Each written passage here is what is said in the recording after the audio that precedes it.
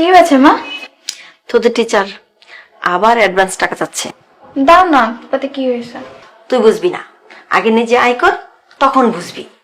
এই কটা টাকা যদি 1 মাস ব্যাংকে রাখা যেত, চিন্তা করে দেখ কতটা সুদ আসতো। এত কিপটামি করার কি আছে? দিয়ে দিলেই তো পারো।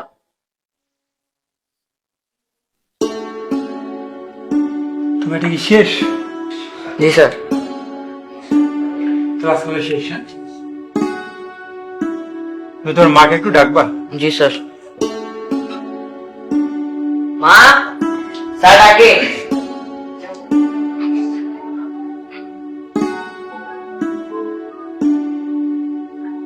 আসসালামু আন্টি। অবশ্যই। আন্টি, কিছু যদি মনে না করতেন, আমার বেতনটা যদি একটু অগ্রিম দিতেন খুব ভালো হতো। আচ্ছা ঠিক আছে, বসো, আমি দেখছি।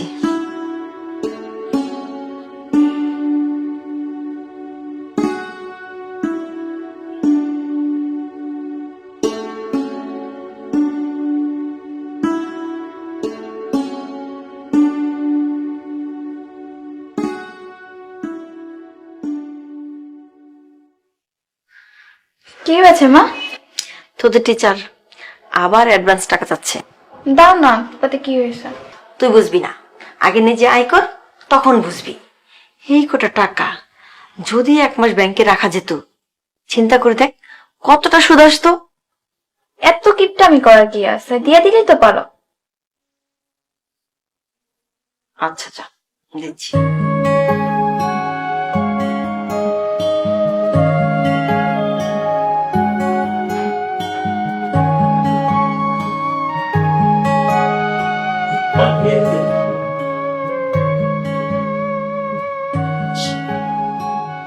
স্যার আসসালামু আলাইকুম। ওয়ালাইকুম আসসালাম। আপনি এখানে স্যার? আমার একজন আত্মীয়র বাসা পাশে, এখানে আসছি। আসসালামু আলাইকুম স্যার। স্যার মানে? মানে হলো গিয়া উনি আমার ছেলের পড়ায়। আজকাল টিউশনিও করো? ভালো।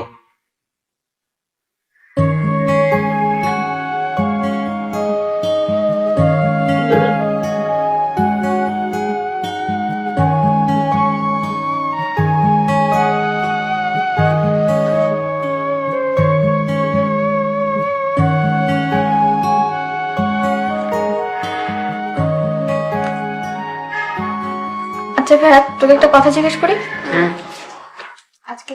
আজকে তুই তো স্যারকে জিজ্ঞাসা করবি যে তোর স্যার তোকে কেন পড়াতে আসে। আচ্ছা, কিন্তু কেন? কারণ আছে, তুই পরে বল।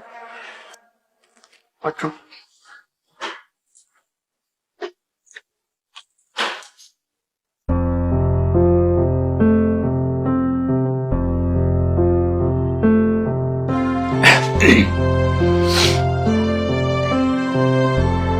তো হ্যাঁ, বসো।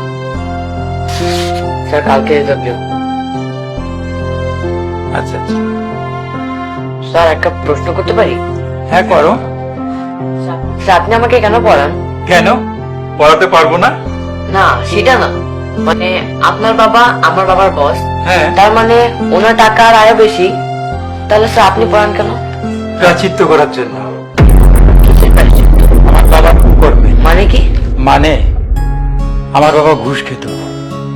এই ঘুষ খাওয়া নিয়ে আমার মা বাবার মধ্যে ঝগড়া হয়। মা বলতো হারামের টাকায় সংসার চালাবো না, কিন্তু আমার বাবা ঘুষ খাওয়া ছাড়তে পারে। এই কারণে আমার মা আমার বাবাকে ছেড়ে চলে যায়। সেখান থেকে আমি প্রতিজ্ঞা করি আমি আমার টাকায় আমার খরচ চালাবো। আমি আমার পড়ালেখার খরচ চালাই এবং সঙ্গে আমি অন্য ছাত্রদেরও পড়ালেখায় সাহায্য করি। এই কারণে টিউশন করি। চলো পড়াতে মন দিই।